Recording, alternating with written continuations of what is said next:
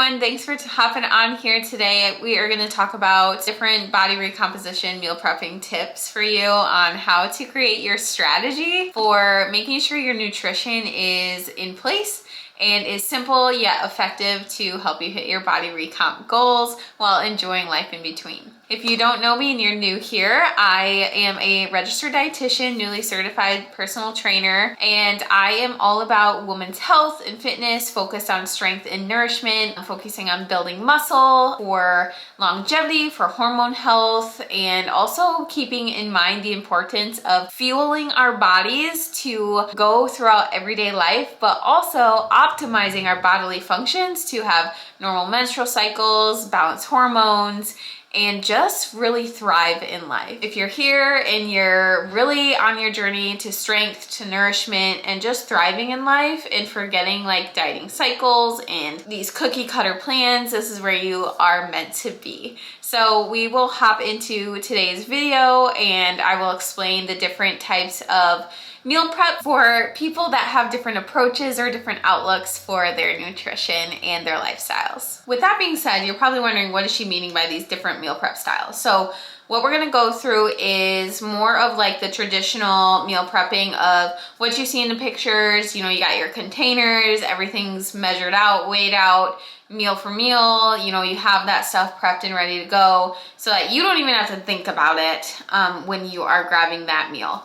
Next one is more that foodie friendly meal prep. So you're into variety, you want lots of flavor, textures, and different like recipes. You're okay with playing around with different recipes, but you also still love like having a little bit of structure that takes away the mental burden of trying to think about, is this really accommodating my goals, my body recomposition goals right now? So last one is that empowered / educated eating meal prep. So this is more where if you're taking more, want to take more of that intentional, but yet I'm going to follow what my body truly feels and wants and craves in the moment kind of meal prep. That one, we'll go over that one last, and that one's a little bit more to dive into, but I'm excited to go through that with you. Again, all this being said, all of these tips are just educational purposes only. Take what you need, leave what you don't need, and just soak it all in and see what works for you. So my biggest thing here is that linking a meal prep, you want to try to find a meal prep style that is long-term. So body recomposition is more of a long-term process. It's not this 1 month, it's all gonna change kind of deal. It's a long-term process. So you can have a 3-month milestone, 6-month milestone, but then after that, you're still continuing to evolve and know like, how can I optimize my body, my muscle, everything, my bodily functions better as you evolve throughout your nutrition education, your physical education, and just getting to know your body as a whole. The first type of meal prep is that traditional meals. The black plastic containers with like the clear lids, you probably know what I'm talking about, and you set like 5 different containers out, you batch cook a meal, and then you separate it into 5 different containers. Some people like to do that for all meals, breakfast, lunch, dinner, and a snack or a couple snacks. Some people like to do it just for dinner. Who this is really great for, this traditional meal prep, is definitely for the people that look at food as fuel, not necessarily for, I want to really truly enjoy this. It's more like you're super busy, you're on the go, you're like, I have goals, but I also have a lot of other things that my mind is preoccupied with, and I'm okay with having a meal that's satisfying me hunger-wise, and I know that it's giving me the nourishment my body needs, but also the fuel my body needs to change in this body recomp phase. Now, this is something where I would never recommend like starting with all of your meals, trying to prep those in the very beginning. Try to prep 15 meals at the very beginning. It's gonna get overwhelming, you're gonna get burnt out. What I would do here is I would recommend choosing a meal that is the most frustrating for you. Is it breakfast? Is it lunch meals? Is it dinner meals? And go from there. So if it's breakfast meals, maybe you look on Pinterest and say high protein breakfast meals. using those keywords, simple, easy, high protein, balanced meals in your word search will help kind of hone in on the meals that you need for this process. Keep it simple. The great thing about this method too is that you can freeze these meals. So let's say you do make 5 dinners that you started with, and you have 5 dinners, but you went out to eat one day, and then by the end of the week, you're like, I don't know if this will make it an extra day. Freeze it. Just put it in the freezer. Sometimes what I'll do is like, I'll take some like saran wrap and then I'll seal the top and then I'll put the lid back on so it seals it even more. And then you'll just take it out, heat it up in a pan. I like pan heating now more these days rather than microwaving everything, but whatever works for you and is most convenient. The traditional meal prep of weighing everything out, you've already calculated macros, you already kind of know what's in there for macronutrient distribution wise. It's literally grab, go, heat up if you needed. Busy people, food is fuel. You don't really care about a ton of variety. This is your type of meal prep to start with. Idea number 2 for meal prep is the foodie friendly meal prep. So if you're a foodie like me, I like different flavors, textures, keeping things a little bit different, but I'm also okay with mixing in some traditional meal prep. But if you seriously are the kind of person that's like, I just can't stand to eat the same thing every day, you'll have to understand that it might be a little bit more strategic for you. You can definitely make it foodie friendly. How I would say going about this would be to sit down and ask yourself, like, do you absolutely need to have every single meal like different for every single day?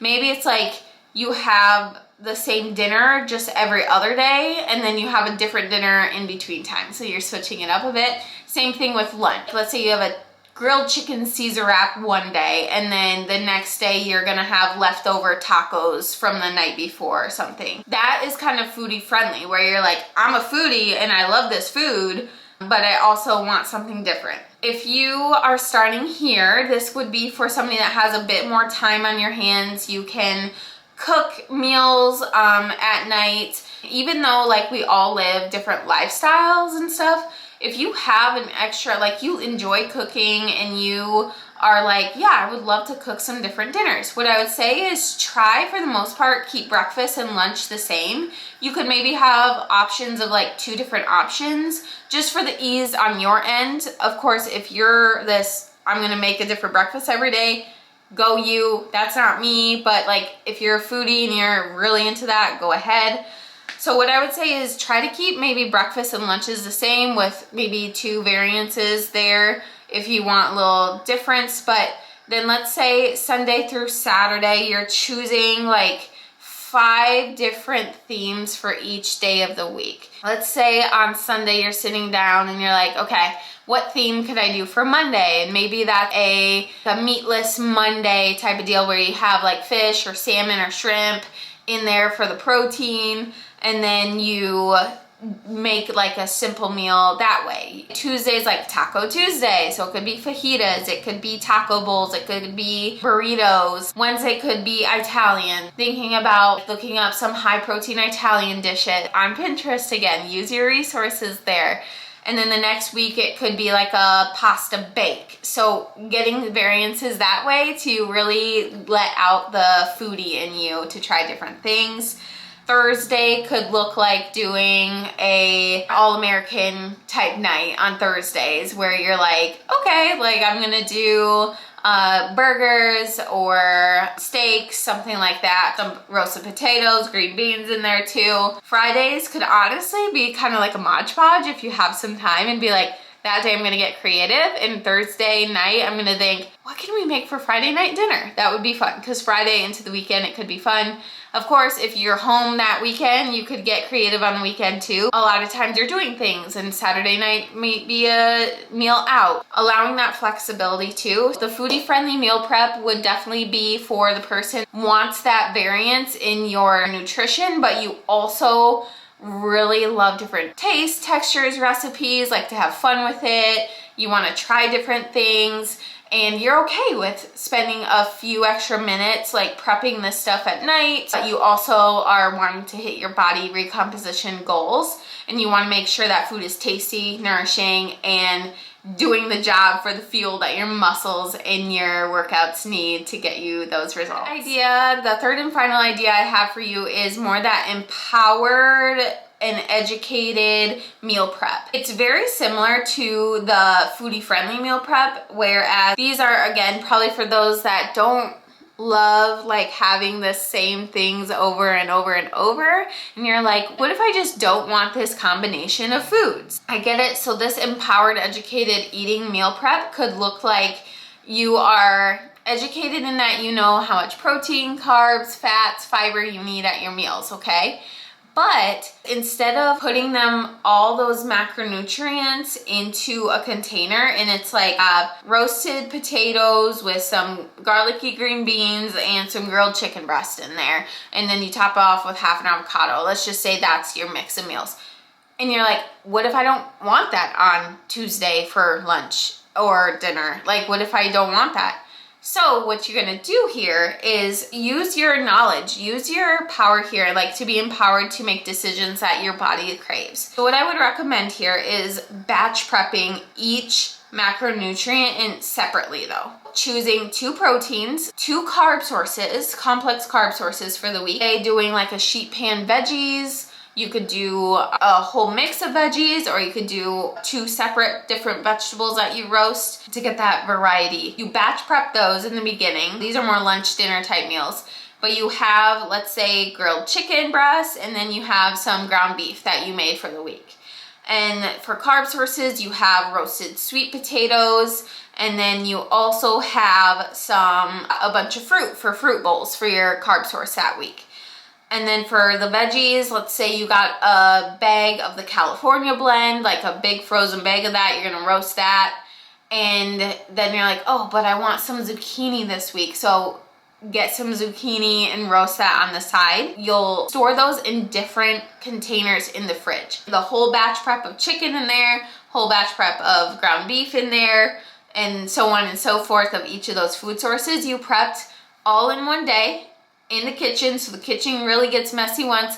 And then over the week goes, let's say Monday for dinner comes, you can mix sweet potato, ground beef, and the mixed vegetables, and then the fat sources can come from some like shredded cheese on top, some avocado, a full fat like dressing, like a Caesar dressing if you want that on there for that fat source.